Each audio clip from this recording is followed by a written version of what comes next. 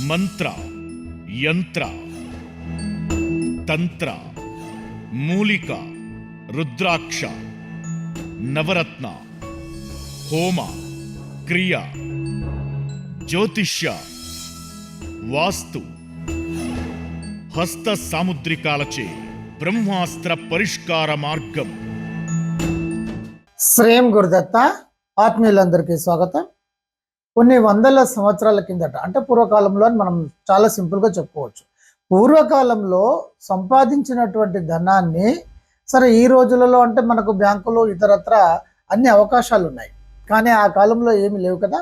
బాగా సంపాదించినటువంటి ధనాన్ని ఒక ప్రక్రియ ద్వారా భద్రపరిచేవారు.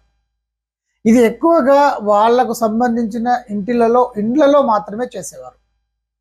వాళ్ళకు సంబంధించినటువంటి విధానంలో మాత్రమే చేయడం జరిగేది. అంటే ఆ కాలంలో ఎక్కువగా వైశ్యులు ఆర్థికంగా బాగా, అంటే వైశ్యులు అంటేనే వ్యాపారస్తుల దగ్గర సహజంగానే ధనం అనేటువంటిది ఉంటుంది. వ్యాపారము అనగానే వాళ్ళ యొక్క మైండ్ అంతా కూడా ఎకనామికల్గా కనెక్ట్ అయి ఉంటుంది, మిగతా వృత్తుల వారిగా కాదు.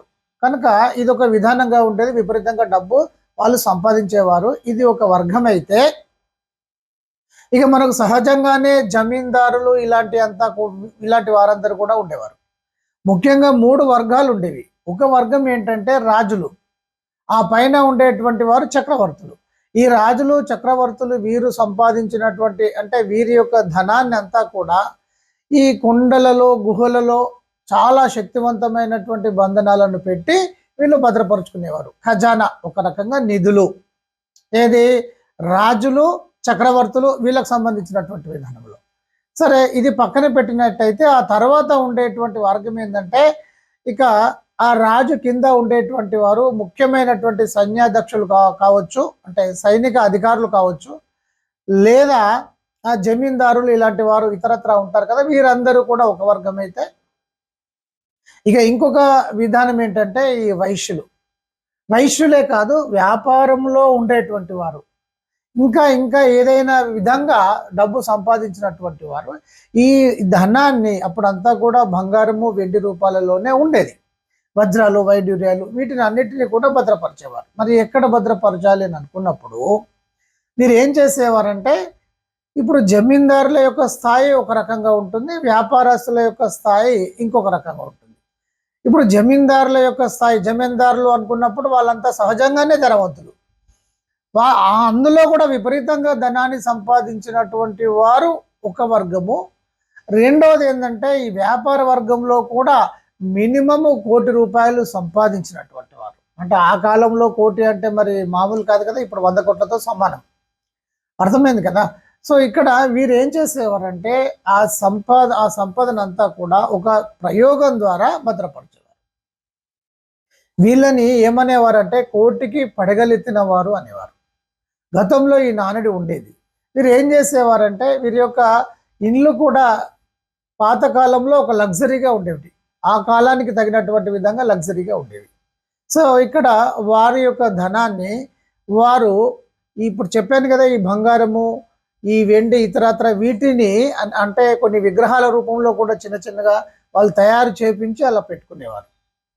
సో వీరు ఏం చేసేవారు, వారి ఇంటిలోనే లేదా వారి యొక్క సరౌండింగ్లో, ఆ ఇంటి యొక్క పరిధిలో వారు ఏం చేసేవారంటే ఈ ధనాన్ని పెట్టడం అనేది జరిగింది. ఈ పెట్టేటువంటి సందర్భంలో అందరికీ కాకుండా చాలా ముఖ్యమైనటువంటి వాళ్ళలో చాలా ముఖ్యంగా అత్యంత దగ్గరగా, అంటే సన్నిహితులుగా ఉండేటువంటి వారు, ఈవెన్ వాళ్ళ యొక్క క్యాస్ట్లోనే కావచ్చు. సో వీళ్ళందరినీ పిలిచేసి ఒక పూజా కార్యక్రమాన్ని క్రతువును నిర్వహించేవారు. అంతకు ముందే ఏం చేసేవారంటే, ఈ ధనాన్ని అంతటిని కూడా పెట్టేసి, అంటే భూమిలో ఎక్కడో ఒక దగ్గర వాళ్ళు పెట్టి వాళ్ళు ఒక ప్రయోగం చేసేవారు. అదే సర్పబంధన ప్రయోగం. వారు ఏం చేసేవారంటే, ఒక చిన్న పాము పిల్లలను తీసుకొచ్చేవారు. చిన్న పాము పిల్లలను సేకరించే వాళ్ళు ఉంటారు కదా, ఈ పాములు పట్టేవారు. అప్పుడే కాదు, ఇప్పుడు కూడా ఉన్నారు కదా. ఇక వాళ్ళ ద్వారా చిన్నవి, అంటే ఈ సర్పబంధనానికి ఉపయోగపడేటువంటి పాములు కొంచెం వేరుగా ఉంటాయి.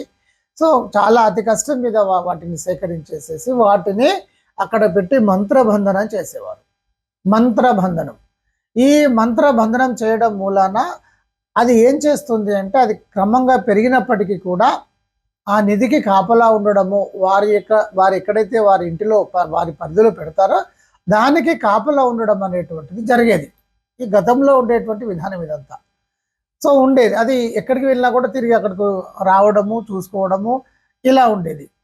అయితే భయభ్రాంతులకు గురి అవుతారు అనేటువంటి ఉద్దేశంతో కూడా కొంత రహస్యంగా వచ్చిపోయేటువంటి విధానాన్ని కూడా అనుసరించేవారు. ఇక అంటే కోటికి పడగలెత్తాము. పడగ అంటే పాము. పాము యొక్క పడగే కదా పడగ అంటే.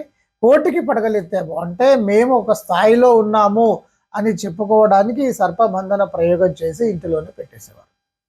సో వారిని ఏమనేవారు? కోటికి పడగలెత్తినటువంటి వారు అంటే చాలా చాలా చాలా గొప్పవారు అని అర్థం. సో ఇక్కడ ఆ ప్రయోగం ద్వారా ఆ సర్పబంధనము, ఆ సర్పము అక్కడ కాపలా ఉండడము, తర్వాత ఆ ధనాన్ని ఈవెన్ వాళ్ళ వంశీకులు కూడా ముట్టడానికి వీల్లేదు.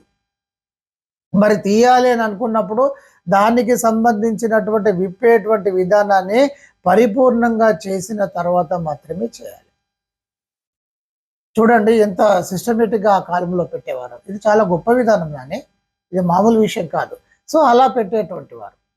ఇక అది ఏదో బాగా అత్యవసరము అని అనుకున్నప్పుడు, అంటే వారు కాదు, ఇక వారే లగ్జరీగా ఉంటారు కదా, వాళ్ళ తరము ఒక 3-4 తరాల తర్వాత జరుగుతుంది. ఇప్పుడు ఢిల్లీ మొఘల్ చక్రవర్తులు ఉండే కదా, మొఘలులు భారతదేశాన్ని కొంత పరిపాలించారు కదా, వారి యొక్క వంశీకులు ఇప్పుడు బయట అంటే బెగ్గింగ్ చేసేటువంటి పరిస్థితిలో ఉన్నారు.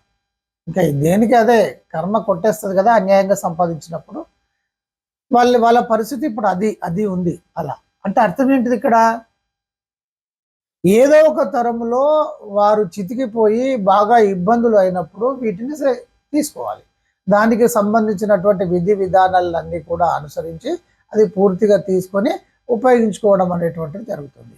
ఇది ఏంటంటే మీకు ఇన్ఫర్మేషన్ కోసం ఇలాంటివి కూడా ఉండేవి అని చెప్పేసి మీకు తెలియజేయడం జరుగుతుంది. దీనిని ఒక సర్పబంధనము, వారిని అందరినీ కూడా కోటికి పడగలెత్తడము అనేటువంటి ప్రకారం పిలిచేటువంటి వారు. ఇక ఈ సర్పబంధనము, గరుడ బంధనము, నానా రకాలైనటువంటి బంధనాలను నిధులకు లేదా వీళ్ళు దాచినటువంటి ధనానికి కాపలాగా ఈ బంధనాలు చేసి పెట్టేవారు. ఇది చాలా శక్తివంతమైనటువంటి ప్రక్రియ. ఇతరులకు చిక్కేది కాదు. ఇది విధానం. అందరికీ బ్లెస్సింగ్స్.